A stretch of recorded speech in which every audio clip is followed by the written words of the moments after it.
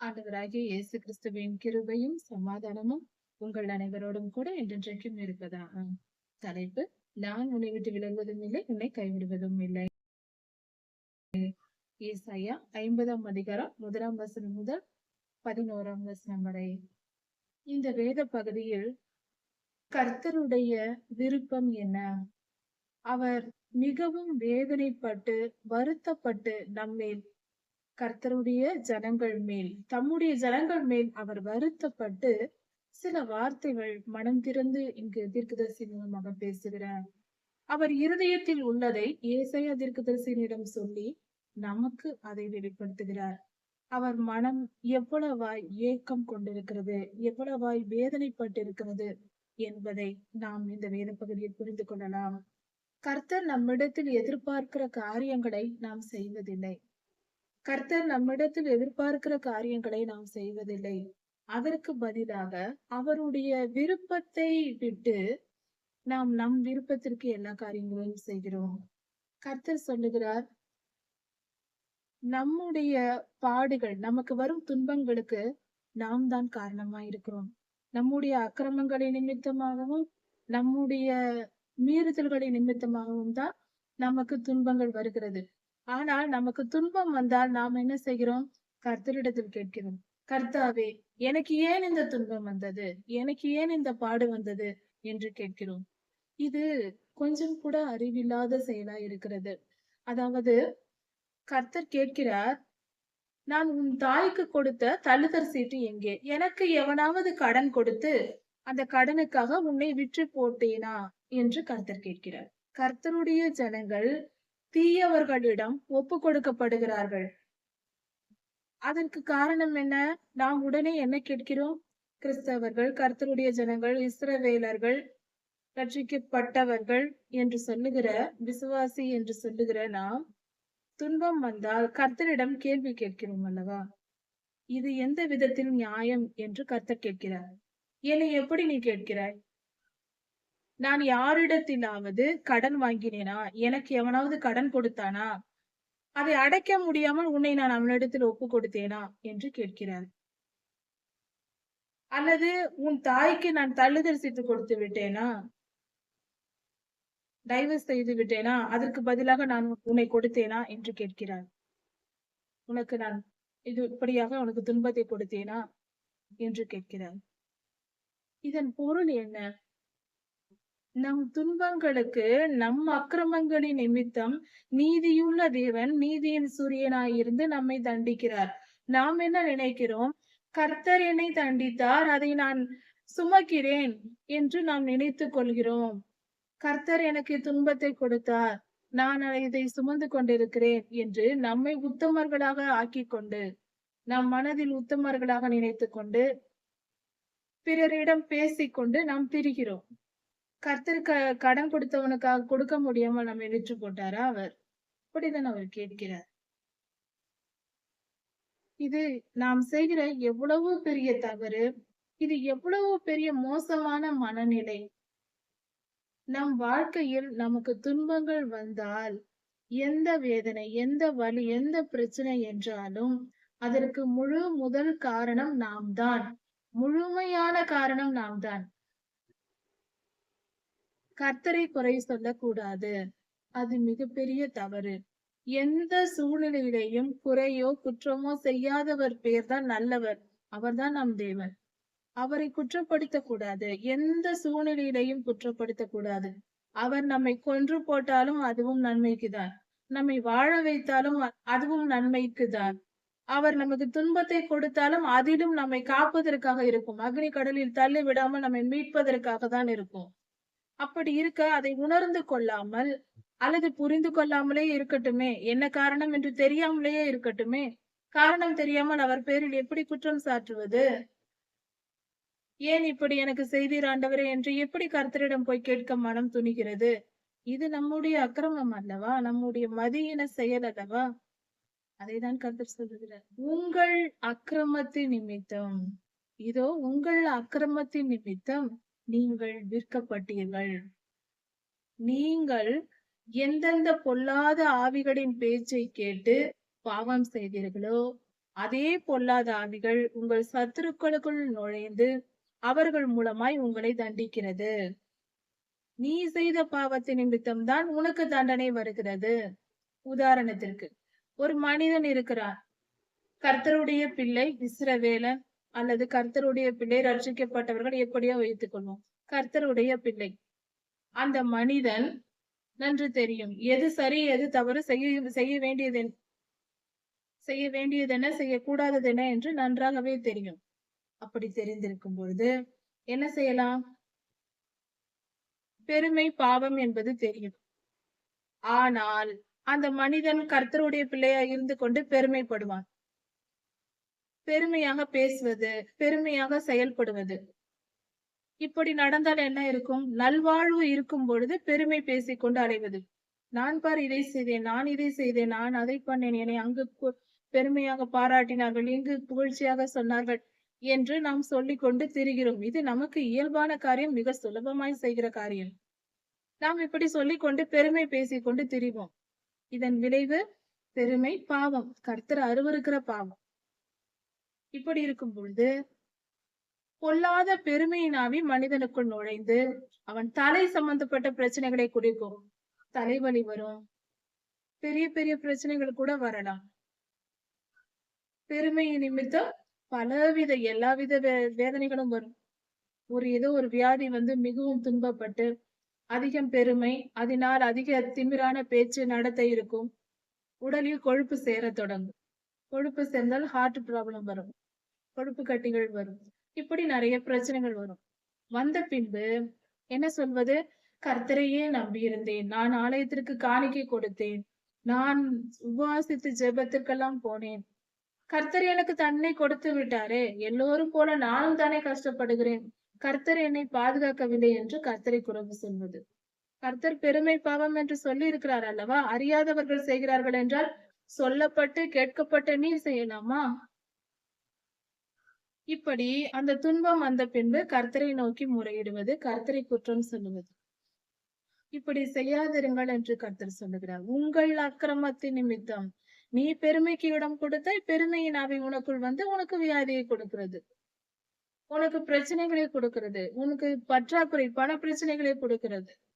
பஞ்சம், பட்டயம், வியாதி, நோய், இவையெல்லாம் நியாய தீர்ப்புகள். பொல்லாதவனுக்கு நாம் இடம் கொடுக்கும் போது, பாவம் செய்யும் போது இந்த 3 விதமான போராட்டங்கள். முக்கூர் உள்ள ஆயுதம். ஒரு கத்தி இருக்கிறது, அதில் 3 கூர்கள் இருந்தால் இப்படிதான் இருக்கும். இந்த 3 கூர்கள் தான் இந்த 3 விதமான நியாய தீர்ப்புகள் மனிதனுக்கு வருவது. இதற்கு முழு காரணம் நாம் தான். கர்த்தரை குறை சொல்லக்கூடாது. உங்கள் அக்கிரமங்கள் நிமித்தம் நீங்கள் விற்கப்பட்டீர்கள், உங்கள் தாயின் அக்கிரமத்தின் நிமித்தம் அவள் தள்ளப்பட்டாள். அப்படி என்றால் திருச்சபையை குறிக்கிறது. திருச்சபையின் பாவத்தின் நிமித்தம் கர்த்தர் உதறி போடுகிறார். நான் வந்த போது ஒருவனும் இல்லாமற் போனதென்ன?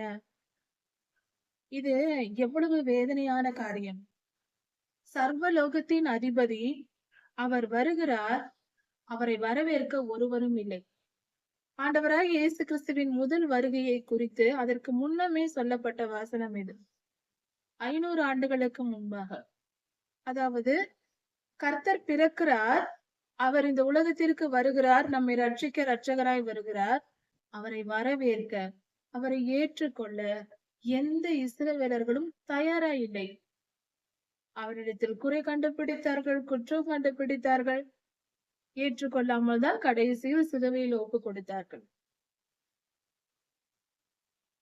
நான் வந்தபோது ஒருவனும் இல்லாமற் போனதென்ன? இல்லாமற் போனதென்றால் பரிசுத்தமாய் என் வார்த்தைகளை கை கொண்டு இல்லாமற் போனீர்கள். ஒருவரும் பரிசுத்தமாய் இல்லை, எல்லாம் பாவத்துக்கு ஒப்பு கொடுக்கப்பட்டு விட்டீர்கள். எல்லோரும் சாத்தானின் பிடியில் மாட்டிக்கொண்டீர்கள். ஒருவர் கூட எனக்காக என்னை விசுவாசித்து ஏற்றுக்கொள்ள ஒருவரும் இல்லாமற் போனீர்களே என்று கர்த்தர் கேட்கிறார். ஏன் அப்படி செய்தீர்கள்? எல்லோரும் பாவம் செய்து கேட்டு போனீர்களே, எல்லோரும் பிசாசின் பிடியில் மாட்டிக்கொண்டீர்களே என்றால், தேவாலயத்தில் இருந்த வேதபாரகர், பரிசேயர், வேத வசனத்தை போதிப்பவர்கள், தேவாலயத்தை நடத்துகிறவர்கள், எல்லா பெரியவர்களும் கூட பாவத்தில் இருந்திருக்கிறார்கள். இன்றைய திருச்சபையின் நிலையும் அப்படித்தானே இருக்கிறது. பல இடங்களில், எல்லோரும் அல்ல, பல இடங்களில் இப்படியாக பரிசுத்த குறைவு உண்டாயிருக்கிறது. அதை குறித்துதான் ஆண்டவர் சொல்லுகிறார். இது இந்த காலத்தில் நடக்கப் போகிற காரியம் அல்ல. ஏற்கனவே முதல் வருகையில் இப்படி இருந்தது என்று கர்த்தர் சொல்லுகிறார். நான் வரும்பொழுது ஒருவரும் இல்லாமற் போனதென்ன? நான் கூப்பிட்ட போது ஒருவனும் மறு உத்தரவு கொடுக்க இல்லாமற் போனதென்ன? நான் கூப்பிட்டேன். எனக்கு பதில் கொடுக்க ஒருவரும் இல்லை. இதோ ஆண்டவரே இருக்கிறேன் என்று சொல்ல ஒருவரும் இல்லை. அப்படி என்றால் ஆண்டவராகிய இயேசு கிறிஸ்து பிறந்து வரும்பொழுது எந்த ஒரு மனிதனும் கர்த்தரை ஏற்றுக்கொள்ளும் மனநிலையில், அதாவது ஆவிக்குரிய பரிசுத்தம் இல்லாமல் பாவத்தில் கிடந்திருக்கிறார்கள். அதைதான் ஆண்டவர் சொல்லுகிறார். மீட்க கூடாத படிக்கு என் கரம் குறுகி போயிற்றோ. என்னை நம்பினவர்கள், என்னை நம்பி எனக்கு காத்திருக்கிறவர்கள் ஒருவரும் இல்லாமல் போனதே. மீட்க கூடாத படிக்கு, உங்களை மீட்டுக் கொள்ள முடியாத படிக்கு என் கைகள் என்ன குறுகி போயிற்றா? என்னால் முடியாதா? நான் செய்ய மாட்டேனா? என்னை ஏன் நீங்கள் நம்பவில்லை என்று கர்த்தர் கேட்கிறார். என்னை ஏன் நம்பவில்லை? என்னை ஏன் விசுவாசிக்கவில்லை? நான் வந்தேன் அல்லவா? ஏன் விசுவாசிக்கவில்லை? உங்கள் பாவத்திலிருந்து உங்களை விடுவிக்க எனக்கு பலன் இல்லாமல் போயிற்றா? இன்றும் நம்மை பார்த்து அவரைதான் கேட்கிறார். என்னை நம்பி இல்லாமல் என்னை விசுவாசித்து ஒரு நோய் வந்ததென்றால் கர்த்தரை விசுவாசித்து முதலில் ஜெபிக்க வேண்டும். பின்பு மருத்துவமனைக்கு செல்லலாம், தவறில்லை, போகலாம். ஆனால் நாம் என்ன செய்கிறோம்? முதலில் மருத்துவமனைக்கு தான் போகிறோம். உடல்நிலை சரியில்லை என்றால் முதலில் மருத்துவரை பார்க்கிறோம். அவர்தான் நமக்கு கடவுளா? முதலில் ஜெபிக்க வேண்டும்.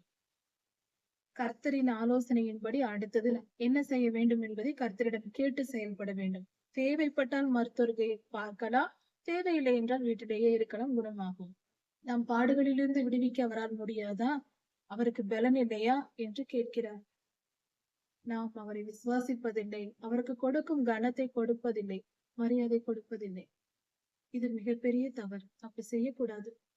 கர்த்தருக்கு மரியாதை கொடுக்க வேண்டும். நமக்கு எந்த துன்பம் வந்தாலும், எந்த வியாதியோ பாடுகளோ எது வந்தாலும் முதலில் ஜெபித்து கர்த்தரிடம் கேட்டு அவர் ஆலோசனையின்படி நடக்க வேண்டும். நல்லதா இருந்தாலும் பாடுகளாய் இருந்தாலும் கூட கர்த்தரை கேட்டு செயல்பட வேண்டும். எனக்கு என்ன பலன் இல்லையா? இதோ நான் கடலை வெட்டாந்தரை ஆக்கி, இதோ நான் கடலை என் கண்டிதத்தினால் வற்ற பண்ணேன்.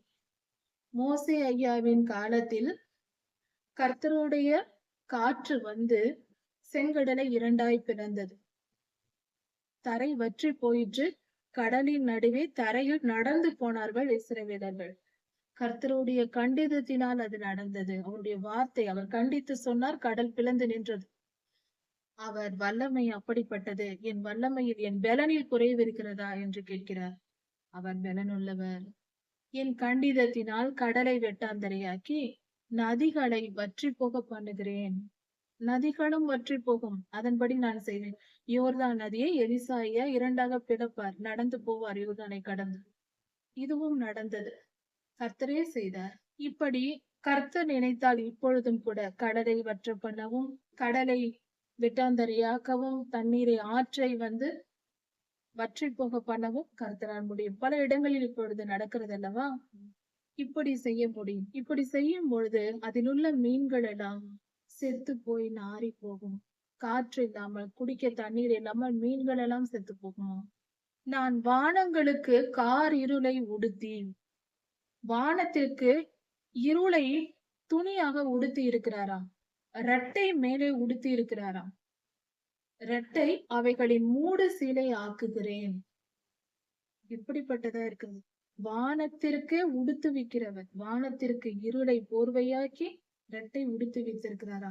அப்படி என்றால் இருள் என்பதும் விஞ்ஞானத்தின்படி பார்க்கும் பொழுது, விஞ்ஞான பூர்வமாக யோசித்து பார்த்தால் இருள் என்பதும் ஒரு துளி துகள்கள் போல இருக்கும் போல.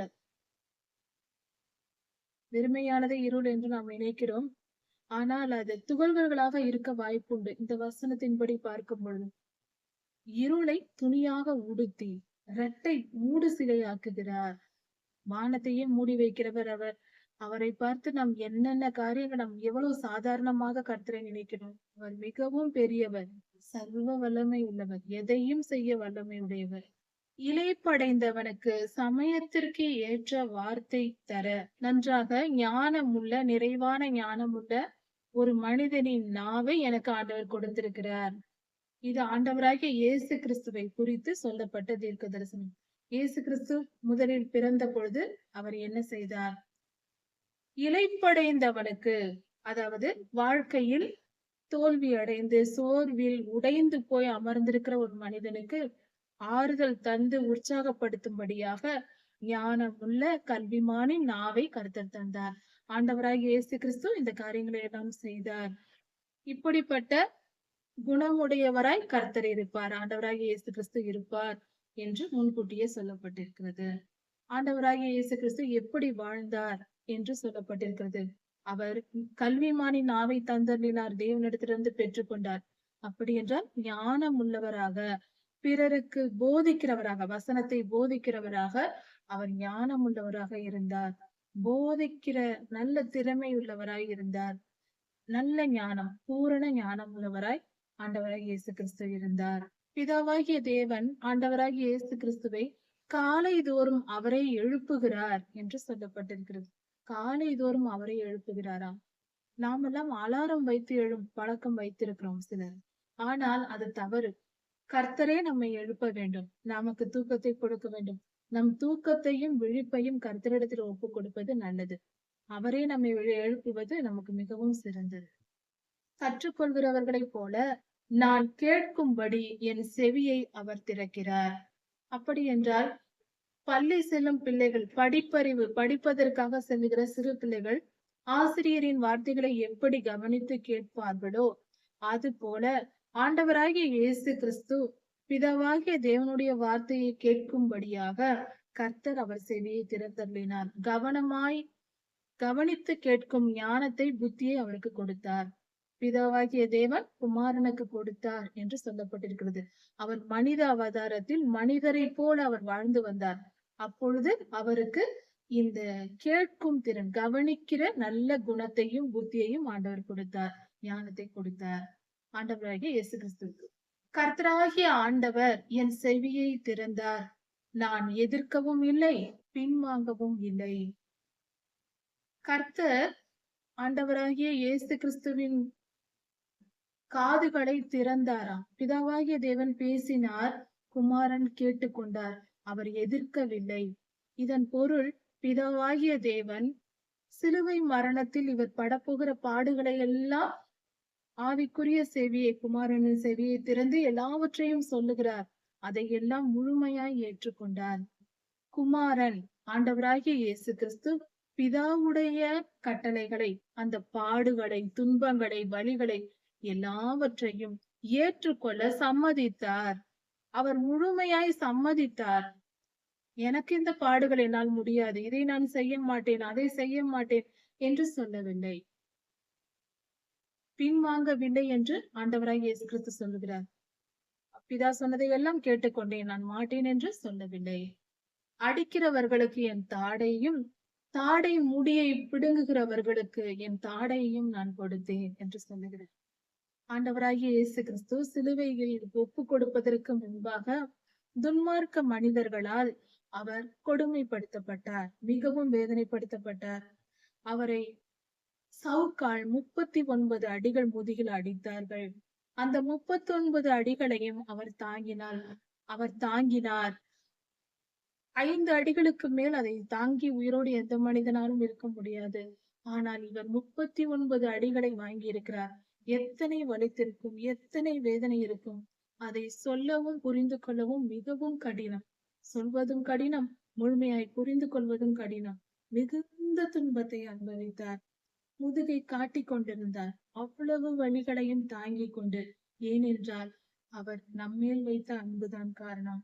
நம்மை மீட்பதற்காக, அக்னி கடலிலிருந்து காப்பாற்றுவதற்காக அவர் அவ்வளவு துன்பப்பட்டிருக்கிறார். நாம் நல்வாழ்வுக்காக அவர் அவ்வளவு பெரிய விலையை கொடுத்திருக்கிறார். நாம் பரலோகம் போவதற்காக, அவரோடு கூட நாம் தங்கி வாழ வேண்டும் என்பதற்காக அவர் பட்ட பாடுகள் தான் சிலுவை பாடுகள். அவர் தம் முதுகை காட்டிக் கொண்டிருந்தார், அத்தனை அடிகளையும் வாங்கி கொண்டு. அவர் தலைமுடியை, இதெல்லாம் நடக்க போகிறது என்று முன்னமே ஆண்டவராகிய இயேசு கிறிஸ்து பிறப்பதற்கு 500 வருடங்களுக்கு முன்பே சிலுவையில் துன்மார்க்கரால் எப்படியெல்லாம் கொடுமைப்படுத்தப்படுவார் என்று சொல்லப்பட்டிருக்கிறது. முதுகில் சவுக்கால் அடிப்பார்கள். தாடையில் இருக்கிற முடியை, வாயின் கீழ் இருக்கிற முடியை பிடுங்கி தாடியை பிடுங்குவார்கள். அதை ஆண்டவர் சம்மதித்து எதிர்க்காமல் இருக்கிறார். எதை செய்தாலும், தீயவர்கள் எதை செய்தாலும் அமைதியாய் பொறுத்து கொண்டிருக்கிறார். இது எவ்வளவு பெரிய கடினமான செயல். அவமானத்திற்கும் உமிழ்நீருக்கும் என்னை நான் ஒப்பு கொடுத்தேன். கர்த்தரை அவமானப்படுத்தி பேசினார்கள். மிகவும் வேதனையாக பேசினார்கள், அவமானப்படுத்தினார்கள். மிக மிக அவமானப்படுத்தினார்கள், சொல்ல முடியாது அந்த அளவுக்கு துன்பப்படுத்தினார்கள். அவர் முகத்தில் துப்பினார்கள், அதையும் அவர் ஏற்றுக்கொண்டார். உமிழ்நீருக்கும் அவர் மறைக்கவில்லை. எதுவும் எனக்கு வேண்டாம் என்று சொல்லாமல் அத்தனையும் சகித்து கொண்டு பொறுத்து கொண்டார். அதை எதிர்த்திருந்தால் அவனை உள்ளே பாதாளத்தில் போட முடியாது. அவனை ஜெயிப்பதற்காக தான் அத்தனையும் பொறுத்து கொண்டார். அவனை வெற்றி பெற வேண்டும். அவன் என்ன செய்தாலும் பொறுத்து கொண்டு இருந்தால்தான் நம்மை காப்பாற்ற முடியும்.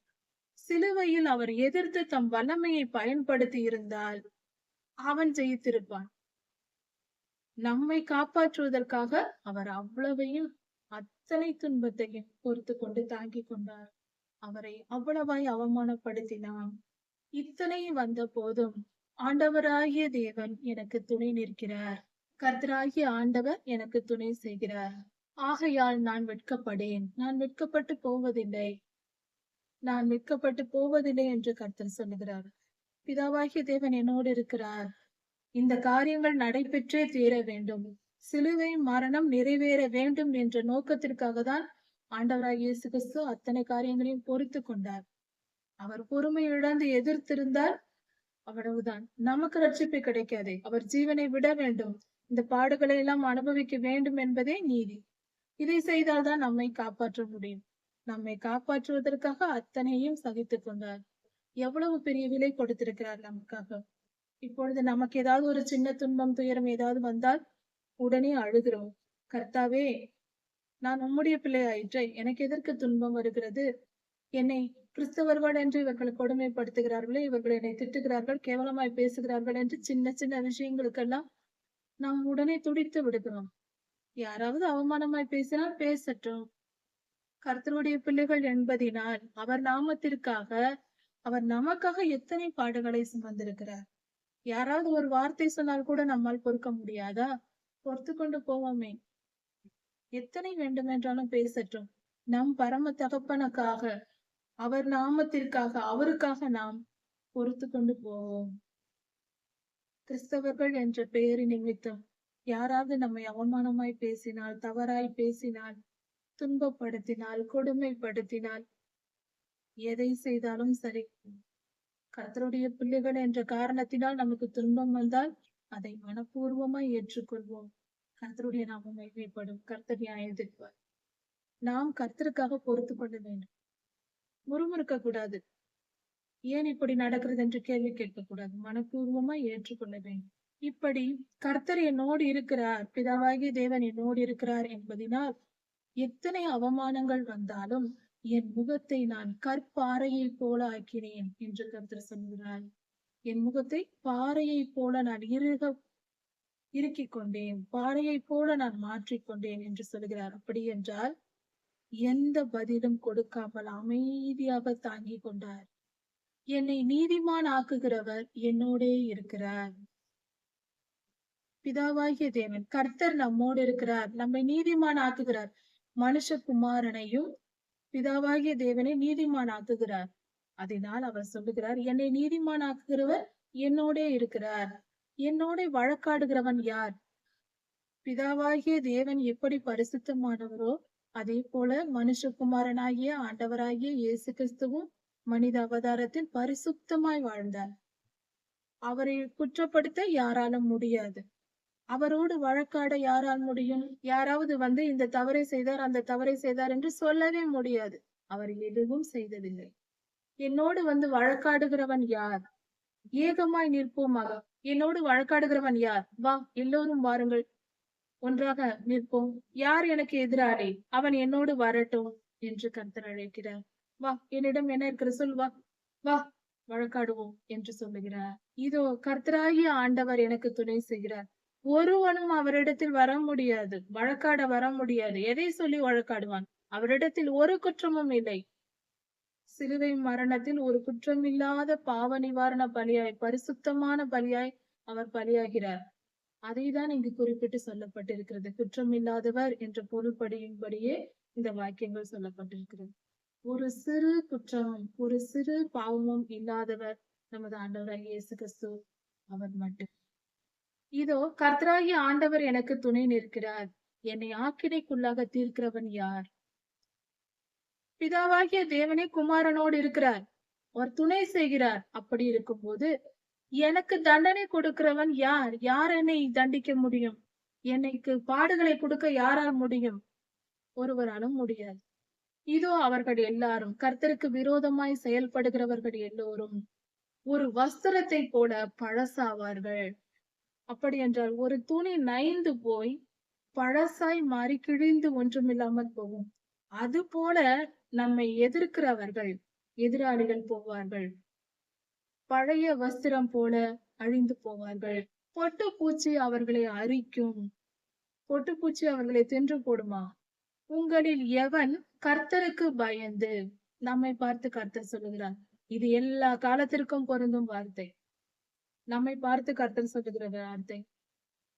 ஒருவன் கர்த்தருக்கு பயந்து, கர்த்தருக்கு பிதாவாகிய தேவன் ஆண்டவராகிய இயேசு கிறிஸ்துவுக்கு பயந்து, ஆண்டவராகிய இயேசு கிறிஸ்துவின் வார்த்தைகளை கேட்டு, அப்படி என்றால் வேத வசனங்களை கேட்டு, அவர்தான் வார்த்தை, அவர்தான் வசனம், அவர்தான் இயேசு கிறிஸ்து, அவர்தான் பரிசுத்த ஆவியானவர். அவர் வார்த்தையை கேட்டு, வேத வசனத்தை கேட்டு, தனக்கு வெளிச்சம் இல்லாததினால் இருட்டிலே நடக்கிறானோ, கர்த்தருடைய வசனத்தை கேட்டு வாழ்க்கை வாழுகிறான். ஆனாலும் மிகுந்த துன்பங்கள் உண்டாகிறது. அதையெல்லாம், அதாவது சந்தோஷமோ ஆசீர்வாதம் இல்லாமல் துன்பமும் துயரமும் பாடுகளையும் அனுபவித்து வாழுகிறான். அப்படி வாழ்ந்து கொண்டிருந்தால் அவன் கர்த்தருடைய நாமத்தை நம்பி, ஆண்டவராகிய இயேசு கிறிஸ்துவின் நாமத்தை நம்பி தேவனை சார்ந்து கொள்ள கடவன். பிதாவாகிய தேவனை சார்ந்து கொண்டு அவருடைய பிள்ளையாய் வாழ கடவன். துன்பத்தில் இருக்கிறாயா? துயரத்தில் இருக்கிறாயா?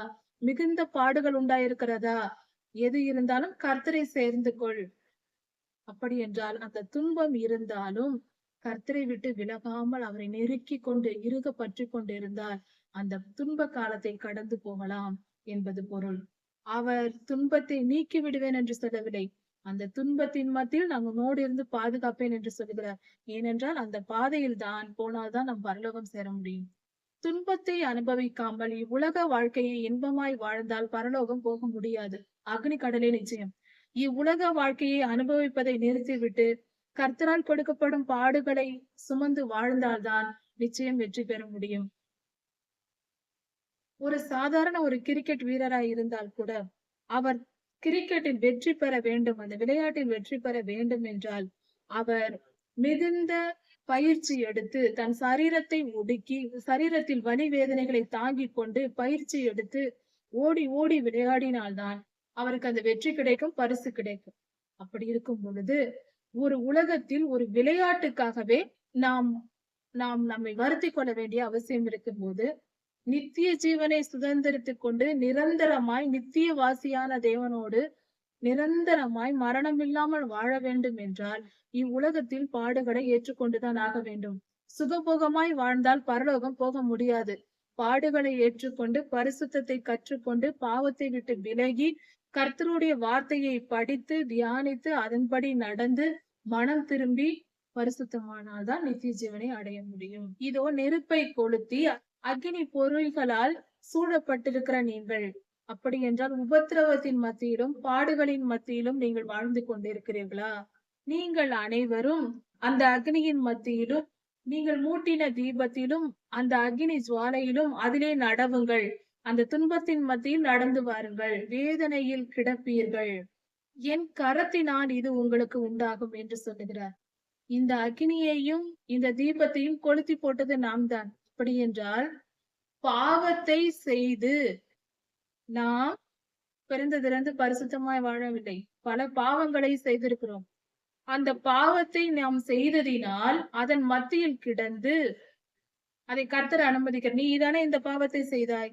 இந்த பாவத்திற்கு அந்த பாவத்திலேயே கிட என்று. அதாவது ஒரு மனிதன் பொய் பேசுகிறான் என்றால், பொய் பேசியது பாவம். அதனால் அந்த பொய்யின் ஆவி அந்த மனிதனை ஆளுகை செய்து அவனுக்கு துன்பத்தையும் துயரத்தையும் கொடுக்கும். அதனால் அவன் துன்பப்பட்டு அந்த வலி வேதனைகளை அனுபவித்து முடித்துதான் பரிசுத்தமாகி வர வேண்டும். அந்த தண்டனை தீர்ந்தால்தான் அந்த மனிதன் சுத்திகரிக்கப்படுவான். அதற்கு பெயர் தான் நியாயத்தீர்ப்பு. ஒரு மனிதன் திருடுகிறான் என்று வைத்துக் கொள்வோம். பிறர் பொருளை திருடினவன் தன் பொருளை திருட்டு கொடுக்க வேண்டும். திருடு கொடுக்கப்பட்டு அதனால் துன்பத்தை அடைந்து அந்த நியாயத்தீர்ப்பு முடிந்தால்தான் அவன் சுத்திகரிக்கப்படுகிறான். அதன் பின்பே கர்த்தரிடத்தில் வர முடியும். அவன் தண்டனை அனுபவிப்பதற்கு காரணம் கர்த்தர் அல்ல, அவன் செய்த திருட்டுதான். இப்படிதான் மனிதன் செய்யும் பாவத்திற்கு ஏற்ற தண்டனை கர்த்தர் அவனுக்கு கொடுப்பார். அதுக்கு பெயர் நியாயத்தீர்ப்பு. கர்த்தருடைய பிள்ளைகள் இவ்வுலகத்தில் வாழும் போதே அக்கினியில் கிடப்பது போல நாம் செய்கிற பாவத்திற்கேற்ற நியாயத்தீர்ப்புகளை பெற்று சுமந்து தீர்த்து விட்டு கடனை அடைத்து முடித்து விட்டு பரிசுத்தமாய் மாறி கடன் இல்லாதவர்களை கர்த்தருடைய ராஜ்யத்திற்குள் பிரவேசிக்க வேண்டும். நித்திய ஜீவனை கர்த்தர் தருவார். நாம் மனம் திரும்புவதினால் அந்த திருட்டையே பிடித்துக் கொண்டிருக்கிறவர்கள், பாவத்தையே பிடித்துக் கொண்டிருக்கிறவர்கள் காலம் முடிந்ததும் அக்னி கடலிலே போவார்கள். கீழே பரலோகம் வர முடியாது. பாவத்தை விட்டு விட வேண்டும்.